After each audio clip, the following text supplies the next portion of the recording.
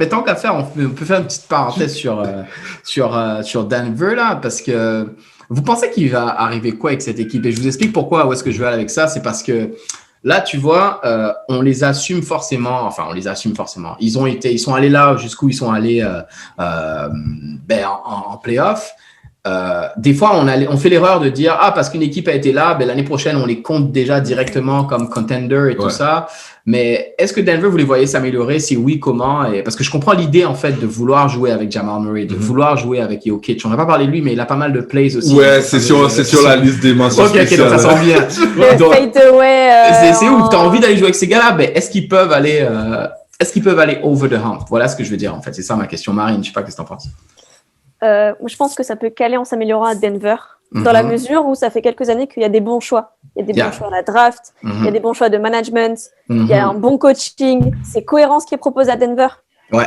Et quand tu as un maestro en poste 5 comme Jokic, qui peut shooter, qui peut te mettre un 3 points, qui peut faire la bonne passe, qui est aussi une bonne dissuasion, on va pas se mentir. Ouais. Même malgré sa lenteur, Jokic, ça reste le joueur majeur de Denver. Non, clairement. Dans une équipe qui peut courir aussi, tu donnes la balle à un Murray, il va courir le gars. Ouais. Et justement, tu as aussi cette folie-là, parce que Jokic est encore plutôt jeune. Là, il arrive, je sais plus à quel âge Jokic, mais tu as Jamal Murray qui est là, qui est tout frais. Ouais. Il a cette folie. Et il a aussi la confiance. Il vient de faire des playoffs extraordinaires. Il a livré un très beau duel avec Donovan Mitchell. Ouais. Et tu te dis que, vu ce qui est proposé depuis quelques années à Denver, je vois pas comment ça peut aller mal, à part une implosion interne, en fait. Mais ma question pour toi, et peut-être j'aurais mieux dû la cibler, excuse-moi, mais ce que j'entends, regarde, là, ils ont fait la finale de conférence. C'est-à-dire que, et donc, top 2 teams in the West, mais au-delà de ça, ils étaient limite dans le dernier carré, tu vois. Donc, est-ce que tu les vois top 4 dans l'Ouest l'année prochaine? That's the thing, parce que... Non, je pense qu'il faudra encore quelques années avant ça. Ouais, c'est ce que je me dis aussi. Et rajouter un élément majeur. Ouais. Je pense qu'il leur manque un élément majeur. Peut-être une force qui est sur le banc. Ok. Ouais, non, je suis d'accord avec toi parce que moi, c'est ça, quand je disais des trucs, tu vois, j'entends, next year, parce que on s'entend que d'une saison à une autre, c'est pas un copier-coller, là. Ouais. C'est pas parce que t'es arrivé, demandez à Portland, ils ont fait les conférences finales, je pense, 2 fois. C'est comme, là, ils étaient 8e. L'année prochaine, I'm not even sure if they're in the playoffs. Like, tu sais pas, en fait, tu vois. Et à moins que il y a toujours la crème de la crème, là. Les Lakers, à moins que LeBron se blesse, they should be right at the top next year. Mais c'est pas le cas pour tout le monde, tu vois. Et pour une jeune équipe comme les Nuggets, justement, moi, j'avais plus une approche un peu, non, ils ont fait une très belle année. Super. On a vu Murray, on a vu Jokic, mais wait and see, là, faut voir qu'est-ce qu'ils vont faire en termes de comment ils vont se renforcer, là, tu vois. Donc c'est ça. Je sais pas si, ils ont quoi comme tour de draft, là? Je sais même pas. I don't know. Je sais que eux, la big question qu'ils ont, enfin, ils ont 2 questions importantes, c'est Paul Millsap est arrivé à échéance. Il touchait 30 millions cette année. Là, qu'est-ce qu'ils font avec lui? C'est-à-dire, est-ce qu'ils le re-signent pour un contrat moins important ou est-ce qu'ils le laissent partir? Donc, question 1. Et après aussi, l'autre question, c'est, enfin, je dirais même 3 questions en fait. Donc, la question de Millsap, la question de Michael Porter Jr. Ouais. Parce que, est-ce que lui, tu le mets vraiment dans ta rotation et tu te considères comme, OK, on a un Big Three, Murray, Jokic et Michael Porter Jr., ou si tu ne le considères pas comme une star, parce que lui, il se considère comme une star, hein, lui, il se voit comme un joueur majeur. Si tu ne le considères pas comme une star, est-ce que tu l'échanges quelque part? Est-ce que tu l'échanges pour avoir peut-être un Bradley Beal? Contre des pièces, yes. Pour avoir un Caris LeVert, pour pouvoir avoir quelque chose qui peut fitter plus avec ta team. Et la troisième question, et je vais envoyer ça dans votre direction après, vous allez pouvoir répondre à n'importe quelle idée. Et la troisième question pour moi, c'est qu'est-ce que tu fais avec Jeremiah Grant? Parce que lui, il a un player option pour lui, les gens le veulent, hein. Lui, il s'est fait de l'argent là, ces playoffs-là. Ouais, lui, il s'est fait de l'argent. So, what do you do? Est-ce que tu overpay pour le garder? Ou est-ce que tu essaies, s'il veut partir, est-ce que tu essaies de faire un sign and trade? Ou est-ce que tu le laisses partir pour rien du tout? Voilà. Juste pour dire vite fait, Denver, c'est pick numéro 22 cette année. Ok, donc ça veut dire qu'ils n'ont pas beaucoup de pression. Okay. Non, il n'y a pas de pression sur la draft là. Ils peuvent que faire un style. Ouais, donc tu vois, c'est ça en fait. Je sais pas, je pense juste en termes de, c'est pas une destination, les gens vont. Non. En free agent. Non. Donc les gens sont échangés. Mm-hmm. Donc, ouais, sur l'échange, peut-être qu'ils peuvent récupérer des pièces. Je sais pas trop qui est dans leur fit, tu vois, mais comme tu dis, c'est vrai que la grosse question, ça serait Michael Porter Jr., tu vois. Qu'est-ce que tu fais? C'est ça? Parce qu'au final, est-ce que tu le tentes en 6e homme? Mais lui, il veut pas ça. Là, lui, dans sa tête, là, il est un starter dans une équipe. C'est ça, en fait. Pour lui, il est incontestable dans le starting five. Mais c'est chaud, hein. Franchement, c'est compliqué. Et tu sais qui est-ce qui a le même problème? Petite parenthèse, tu sais qui est-ce qui a le même problème, justement? C'est Brooklyn avec Caris LeVert. Ah ouais, mais ça... Parce que c'est comme si t'as tes deux dogs, t'as Kevin Durant et Kyrie Irving, et t'as LeVert qui est comme, yo, I'm a major player too. Et c'est comme, I was here. Et lui, c'est la bonne question. Qu'est-ce que tu fais? Est-ce que tu l'échanges pour une pièce? Et Denver, du coup, la même chose. Porter Jr., là, il veut pas comme off the bench, là. Lui, voilà. Et toi, tu ferais quoi, toi? Johan. Moi, franchement, putain, je sais même pas, c'est un peu compliqué parce que tu te dis, ils ont déjà un truc qui est sympa, ils montent à chaque fois. Moi, je les vois, franchement, les expectations, c'est deuxième tour des playoffs. Tu vois, pas plus, pas moins, tu vois. Après, sur les joueurs, putain, c'est chaud. Tu sais comment ça se passe, Johan. Tu sais comment ça se passe avec les exécutifs. Ouais. Parce que là, malheureusement, là, ils sont allés en finale de conférence. Ouais, mais ils sont allés. Expectation l'année prochaine. Oui, mais oui, je sais, je suis d'accord avec toi, mais tu sais comment ça se passe. Et c'est ça le problème des fois NBA. You know what I mean? That's the problem. Ça, c'est le problème avec nos amis de Houston. Tu vois, juste pour les placer, tu vois. Et genre, mais tu vois, je sais pas, franchement, j'ai bien envie de les laisser comme ça, de voir en mode incubateur, tu vois, aller faire des coups, de venir en fait Portland. Parce que Portland nous a fait des coups un peu comme ça, tu vois, en mode... Tu regardes l'équipe de Portland, tu te dis, ah ouais, mais en fait, c'est vrai qu'il y a Dame là qui porte le truc, tu vois. Donc, devenir cette espèce de juggernaut, tu vois, genre les gars qui viennent comme ça.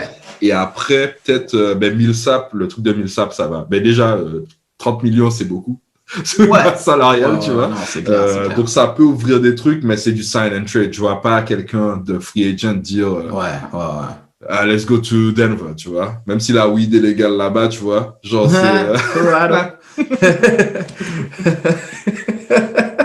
C'est un argument comme un autre. C'est un bon argument. D'ailleurs, c'était pas pénalisé pendant la bulle. Vous avez entendu ça? Donc, et ils ont dit que peut-être dans le next collective agreement, ils vont peut-être se dire, OK, on va autoriser ça. Là, c'est dans les box, là, j'ai entendu ça. Mais je voulais juste rebondir sur un truc que tu as dit. Les gens veulent pas aller à Denver, mais tu penses pas que justement ce qu'on a vu dans la bulle peut... Non. Les gens veulent pas aller à Toronto. Ils ont gagné, hein. Les gens veulent pas, tu vois. Et après, tu vois, t'as le contraire où genre, personne ne veut aller à New York, mais si les Knicks appellent, ils vont aller parce que c'est New York. Tu vois. Ils vont pas pour les Knicks. Parce que c'est New York. Tu vois. Et Denver, je sais pas si, enfin, franchement, OKC, ils ont fait un bon truc, tu veux aller à OKC? Non, mais je te parle, ça dépend de où tu es dans ta carrière. Dans ta carrière. Je sais pas quel exemple de joueur je peux te donner, mais parce que regarde, si tu as le choix là, oui, mais tu vas me dire, j'allais dire les Clippers pour encore parler d'eux, mais tu vas me dire que les gens vont aller à Clippers parce que c'est LA. Mais en vrai... l'acharnement, messieurs, c'est de l'acharnement. Non, mais sorry.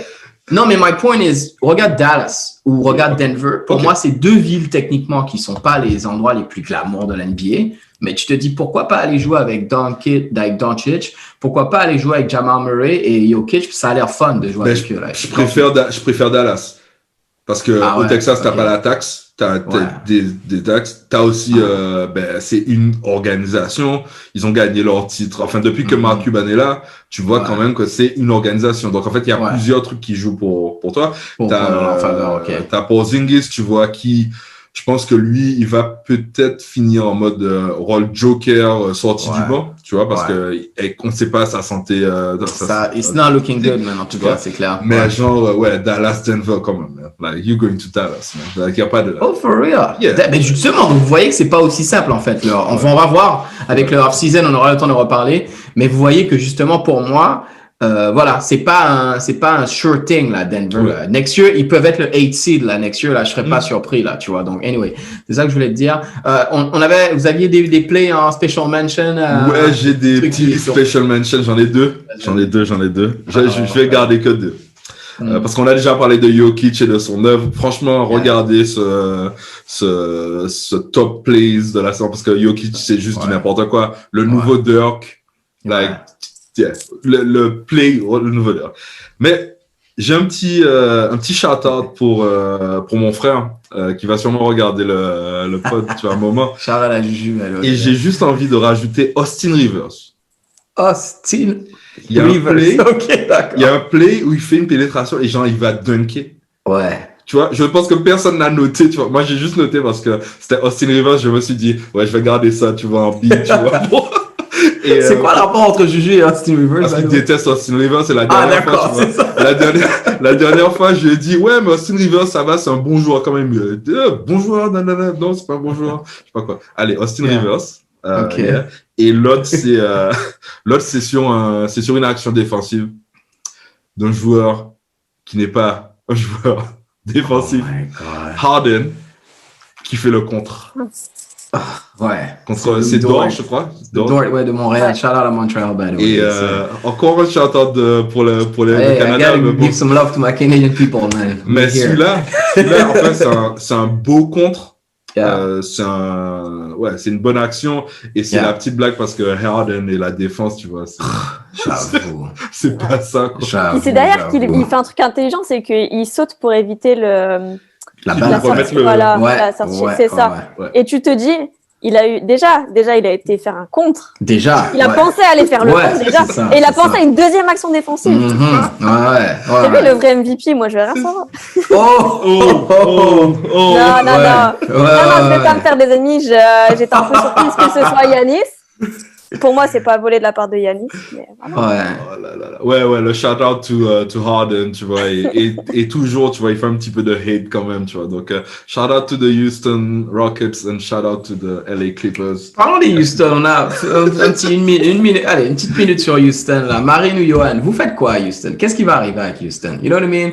Ils ont, au moment où on se parle, James Harden sous contrat, Russell Westbrook sous contrat, t'as mon gars, le Sneaker King, PJ Tucker, qui attendent voir est-ce qu'ils vont le payer. Parce que là, il est censé être payé là, but il est quand même up there in terms of age. Il est important à leur système, mais est-ce qu'ils vont le payer ou pas? Le coach s'est barré. Le best friend de Run, Daryl Morey. D'ailleurs, si tu nous écoutes, Daryl, we're always here, we're available, bro. Like, we're here. Daryl Morey a pris la porte. Le owner, Fertitta, comme on sait, il a des struggles financiers là, avec la pandémie. Qu'est-ce qui se passe à Houston? Comment vous voyez leur avenir? Moi, faut que ça existe. Ils n'ont pas de coach, j'ai oublié de préciser, pour l'instant, ils n'ont pas de coach, là, au moment où on se parle. Là. Ouais. Eh ben, t'en profites, tu fais exploser tout ça. Parce que pour moi, Houston, sur ce modèle-là, ça gagne pas un titre. Tant que tu restes comme ça, tu gagnes pas un titre. Ça a été montré cette année. Une équipe impliquée, soudée, et qui se soucie de la défense. C'est ça qui fait gagner des championnats. Le petit pic de Marie, non, mais est-ce que ça, depuis quelques années, on parle de la défense de Houston? Est-ce qu'on parle des efforts défensifs de Houston? À chaque fois qu'on parle de Houston, c'est un shoot à 3 points. On vit et meurt par le 3 points. Ouais. C'est l'attaque. Et tu peux marquer autant que tu veux, mais si l'équipe derrière, elle peut marquer plus que toi, ça amène à rien. Donc toi, tu blow up la team. C'est-à-dire, tu trade Harden. Tu peux pas trade Westbrook. Je sais pas s'il a vraiment un trade value ou peut-être. Je sais pas, mais si tu peux. Pour l'histoire, tu gardes Harden, parce que c'est quand même le gars qui est là et qui a redonné une bonne image à Houston, tu sais. Mais c'est le gars qui fait vendre tout ça. Mais là, du coup, Marine, moi, je te pose la question, parce que là, du coup, tu peux pas garder Harden et changer toute l'équipe. Harden, c'est un système de jeu à lui tout seul. Là. C'est-à-dire, lui, si tu le gardes, enfin, tu vois ce que je t'explique, Harden. Ouais, mais ce que je veux pas, c'est où est-ce qu'il va aller, en fait. J'arrive pas à me projeter sur où va aller Harden. Parce que tu as déjà des grandes équipes qui ont déjà un collectif bien huilé, des idées de jeu. Et quand tu fais venir un gars comme Harden qui a besoin d'avoir la balle en main, qui a besoin d'avoir ses tickets shoot, parce que maintenant il est habitué à ses tickets shoot. Mais oui, mais c'est donc ça. Donc tu peux pas lui dire, écoute, tu viens, tu vas shooter 10 shoots en moins par match parce qu'au bout d'un moment ça suffit. Tu vas le faire venir et tu vas le frustrer d'entrée. C'est qui le. Tu me fais penser à un truc. C'est qui le coach Onyx? Thibodeau. Tom Thibodeau. Allez, vas-y. On le ship là-bas, tu vois. Je pense que tu le ship là-bas. Mais moi, je suis d'accord. Mais franchement, je suis tout à fait d'accord avec toi. Westbrook a pas de. Enfin, il a une valeur. Hein, on va pas mentir, c'est un bon joueur. Mais tu vois, je pense qu'il faut péter le truc. J'envoie toujours des pics à Daryl Morey, mais c'est le seul quand même GM qui qui a voulu faire quelque chose contre les Warriors en vrai. Exact. Tu vois, il a quand même, c'est un gars qui a fait, à l'excès ou pas, mais c'est quand même un gars qui a une technique où il disait, on va faire ça, on doit aller contrer. On doit aller. Alors que les autres étaient en mode, on va rebuild, on va prendre ça relax. True. C'est bien, mais genre, tu disais juste, le système 3 points et tout ça, qui le voudra? Je me suis dit, quelle franchise est assez fucked up. Desperate, Non, absolument. Non, t'as tellement raison, en fait, en vrai. T'as tellement raison. The Knicks. T'as tellement raison. De toute façon, qu'est-ce que tu risques à faire ça aux Knicks? Il y a pas une équipe qui fait rêver. Là, pour l'instant, les gens, tu parles dans le coin de New York, les gens vont plus parler des Knicks que des Nets que des Knicks. Eh ben, vas-y, tu fais venir Harden. Tu ramènes Harden. Tu fais 22 maillots. Et tu fais, même si tu perds, et ben tu sais quoi, tu fais rêver le Madison Square Garden pendant 48 minutes. Mais tant qu'à faire, envoie les deux, non? Voilà. Qu'est-ce que tu penses pas? Tu vois pas un rebuild, envoie Harden, envoie Westbrook. Et parce que Houston, le problème de Houston, c'est que au-delà du fait que leur masse salariale est pourrie, ils ont pas de structure, management, coach et tout ça, mais ils ont pas de draft picks. Parce que tous leurs draft picks, ils les ont échangés, que ce soit via les Clippers, que ce soit via OKC, ils ont rien dans le pipe, en fait. Donc, si t'as rien dans ton pipe et que tu vois effectivement que ton équipe a hit un ceiling, appelle New York et dis-leur, hey, Thibodeau, c'est pas un coach de rebuilding anyway. Thibodeau, c'est un playoff coach, il veut gagner. New York, je te donne Russell Westbrook, James Harden, envoie-moi RJ Barrett, Mitchell Robinson et a couple of draft picks et je repars from scratch. Ouais. Et à Houston, vu que le owner ne veut pas payer, prends-toi un coach, prends-toi pas un big name, prends-toi Kenny Atkinson, un truc comme ça. Comment, t'as dit quoi? Kenny Atkinson. Voilà, prends-toi un Kenny Atkinson, un coach comme ça qui va juste former RJ Barrett et Mitchell Robinson et les petits jeunes que tu as. Mais là, tu vois, genre, on part dans du fantasme, mais en fait, l'idée d'avoir Harden et Westbrook à New York. Franchement, Garden. Je vais l'annoncer direct. Je pense que c'est un maillot que j'achète. Hein. Oh wow. Le plus. Ouais. Ok. Moi, je sais et pas ce serait bon pour moi. Ça c'est un win-win en fait. Ça c'est un win-win. Ils seront dans l'est. C'est une équipe qui fait clairement les playoffs si Harden et Westbrook vont là-bas. New York, c'est ce qu'ils veulent. Et puis why not? Comme tu dis, Marine, ils ont rien à perdre. Like what's going on? Let's do it. Mais je suis pas sûre que garder le duo Westbrook-Harden, c'est une bonne chose parce que c'est trop différent. C'est deux croqueurs, il n'y en a pas un qui, même s'ils disent. Non, mais en saison régulière, ils ont bien joué. Non? Oui, en saison régulière, mais tu vois que dès que ça compte, dès que c'est des playoffs, Westbrook a tellement eu l'habitude de porter OKC qu'il veut faire pareil avec Houston. Ouais. Harden a tellement porté Houston que il dit non, ça a été. Mais regarde, là en fait, comprends l'idée. Tu fais pas ce move là pour un. D'ailleurs, si ça se fait en vrai, you guys you heard it first here, ok. Mais en vrai, j'aime bien ce trade. Pourquoi? Parce que si t'es New York, tu fais pas ça pour gagner un titre. Tu sais que tu vas pas gagner un titre anyway. Mais là, t'es tellement loin des playoffs. Si tu fais ça, t'as deux stars qui vont vendre des maillots, qui vont faire ta franchise prendre encore plus de valeur alors qu'elle est déjà c'est la plus valuable anyway. Voilà.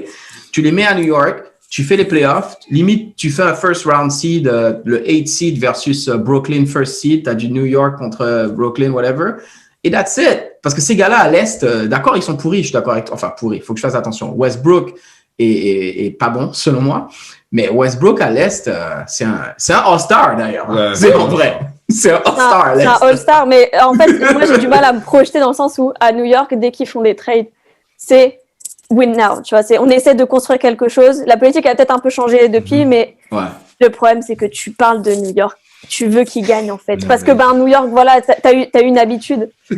Et, c'est dur de se dire qu'ils vont faire un trade juste pour vendre des maillots, tu vois. Moi, ça me semble inconcevable, même si c'est le move à faire. Ils vont gagner plus que la dernière fois, c'est quand ils étaient en playoff. C'est pas compliqué, Melo, je sais pas, Melo. Melo, he was 2014, au moins, là. Il y avait Melo, Jason Kidd, Tyson Chandler. Non, ça va leur faire du bien. Je pense que c'est bon. Ça va faire du bien. Au moins, ramener la hype. Au moins, ramener une hype, quoi. Parce qu'il y a même voilà, tu vois. Mais franchement, alors, pour finir, tu vois, j'ai été voir mon premier match au Madison Square Garden et j'ai été voir pour Melo, tu vois. J'ai été voir Melo. Et encore que c'était pas un match, tu vois, super, hein. Mais Melo, tu vois, tu vois quand même, enfin, ce gars-là, il a eu plein de problèmes, mais c'est quand même un gars qui grind, tu vois. Et New York, ils aiment ça. En fait, ils aiment les grinders. Franchement, c'est le trade parfait, Marine. On est d'accord, hein. On les envoie tous les deux. Et on prend des droits dessus. Moi, je veux des droits de on va partager ça parce qu'il y a des sous à New York. Et dans ce cas-là, t'envoies quoi RJ Pour moi, Barrett. je te donne les deux besoins de chaque équipe. T'as New York qui, je pense, tu me diras pour le temps un peu Lucio Johan, mais je pense qu'on va peut-être wrap up sur ça. Ouais, mais pour moi, New York, ils ont besoin ils ont besoin de redevenir relevant parce que là, ils sont pourris, ils font pas les playoffs et l'équipe qu'ils ont là actuellement n'est clairement pas faite pour faire les playoffs, alors qu'ils ont un coach qui est demandant. Donc à New York, tu leur envoies des joueurs qui sont du star power, qui vont te faire les playoffs. Tu vas pas gagner le titre, sûr, mais tu es en playoff. Avec Harden et Westbrook, tu es en playoff à l'Est. Et du côté de Houston, ben, comme tu dis, allez les mecs, bravo, on a fini. On a essayé Moneyball, we tried, it didn't work. On efface c'est un new chapter. Ouais. New chapter, mais pour reconstruire un NBA, tu as besoin de jeunes talents. Et tu as besoin de clearer ton cap space aussi, tu vois. Donc, pour ça, ben voilà, New York, donne-moi tes quote unquote talents. Parce que, bon, quoique RJ is from Canada, so I have to give him a shout out as well. Shout out to RJ Barrett. Mais, OK, tu prends la jeunesse de New York, OK, et tu prends les draft picks de New York. Voilà. En gros, c'est ça l'idée. Win-win pour les deux équipes. C'est maintenant ou jamais pour Houston de tout recommencer. C'est maintenant ou jamais. C'est maintenant ou jamais. Ton propriétaire, bon, voilà. Non, c'est le GM. T'as ton coach, t'as pas encore de coach. Mais non. Tu t'es quand même sorti. T'as failli te faire sortir par OKC, c'est ça? Je sais plus très bien. Ouais, c'était Game 7 en fait. Ils ont failli se faire sortir. Et c'était moche quand même quand les défaites qu'ils ont eues, elles étaient moches quand même. Tu dis bah vas-y là, tu sais quoi, c'est moment. C'est le meilleur moment. Tu sais pourquoi ils n'ont pas encore de coach justement? Tu sais pourquoi ils n'ont pas encore de coach selon moi? Yoann, tu vas me dire ce que tu en penses. C'est parce qu'ils savent pas encore dans quelle direction ils vont. Parce que comment tu peux par exemple embaucher un gars comme Jeff Van Gundy pour lui, si tu l'embauches, c'est parce que tu veux gagner là. Tu veux pas l'embaucher pour coacher des kids. Non, il move. Il y a du move clairement. Donc quand ils vont faire leur move, quand ils vont savoir quelles équipes qu'ils vont, c'est là qu'ils pourront savoir. Ok, on va mettre ce coach là. Et là, je crois que le GM, c'est le GM qui était le vice GM en dessous de Daryl Morey qui a repris, tu vois. Et je pense que lui, c'est quand même un gars qui a vécu sous l'ère Morey. Mais s'il va vraiment sur je sais pas si c'est intérim ou pas, mais clairement, comme tu dis, mec, t'es un coach, tu attends. Parce que tu attends. Franchement. Tu attends parce que là, même avec leur owner, il va pas payer les taxes. Vu dans la situation dans laquelle il est là. Alors que ce mec-là, franchement, c'est quoi, il y a 2 ans, il voulait déjà vendre. Il voulait mettre survalué, tu vois, genre le truc parce qu'il a vu que Ballmer avait mis son 2 billions là. Ah, c'est fou. Ouais, il disait, blablabla, nanana. Eh ben là, mec, tu vas voir, hein, il va devoir la vendre la franchise à un moment. Parce qu'il pourra pas tenir, tu vois. Et je sais pas, ça va être compliqué, mais j'aime bien le Harden and Westbrook to the Knicks. New York, that's it. Tu les envoies à New York, big market. Ils adorent le fashion, les deux. Tu les mets dans un big market. Westbrook à New York, c'est fini. Hein. Là, c'est fini, c'est-à-dire quoi? Là, la défilé, la fashion week. Tous les jours, c'est fashion week. Tous les jours. Ben oui, non, mais c'est mort. Quoi qu'il y a Thibodeau quand même. Donc, je compte quand même sur Thibodeau pour les Harden. Là, si t'as fait 3 jours que t'es pas venu à l'entraînement, tu vas faire quelques tours de terrain quand même. Un peu, non? Qu'est-ce que tu penses? Je sais pas. Ouais. Mais avec Westbrook, non, parce que Westbrook se défonce en défense et en attaque, tu vois. Donc, ça va être un Thibodeau guy, tu vois. Mais ouais, non, je kiffe. Westbrook, tu lui laisses son ticket fashion d'avant-match et puis voilà. En vrai, quitte à ramener de la hype, va jusqu'au bout. Tu lui dis, vas-y, viens en tenue et tout, montre tes trucs stylés. Ramène de la hype, tout le monde va parler de New York. En vrai, combien de gens ont parlé des tenues d'avant-match de Westbrook? Beaucoup de gens quand il est venu avec son truc de photographe là. Les gens, tu vois que ça fit, tu vois que t'aimes bien le truc en fait. C'est bon, j'achète le maillot. Je vais aller sur le maillot. Je vais aller sur le trade. Je suis pas fan d'Arden, donc ça va être un maillot de Westbrook. Allez, c'est parti. Excellent. Je sais pas, est-ce que tu avais un autre play quand même en special mention ou je pense qu'on était. Yoann, tu me diras si where we at. But t'en avais un en special mention que tu voulais, un play qui n'avait pas fait ton cut, mais que tu as quand même bien aimé, Marine? Non, moi il a été pris, c'était le buzzer beater de Doncic. Ah ouais. Ouais, trop fort. Le gars, première campagne de playoff, un truc comme ça, c'est bon. Allez. On se revoit l'année prochaine et porte-moi Dallas. Ouais, hâte de voir pareil ce que Dallas va faire, mais on aura le temps de parler sur ça. Ben ok, ben nickel, on va wrap up sur ça. Merci à Johan et Marine, c'était le fun de discuter avec vous. Merci comme d'hab à tous ceux qui écoutent et qui regardent le YouTube channel. Et puis on va se retrouver la semaine prochaine pour un nouvel épisode de NBA Haters. All right?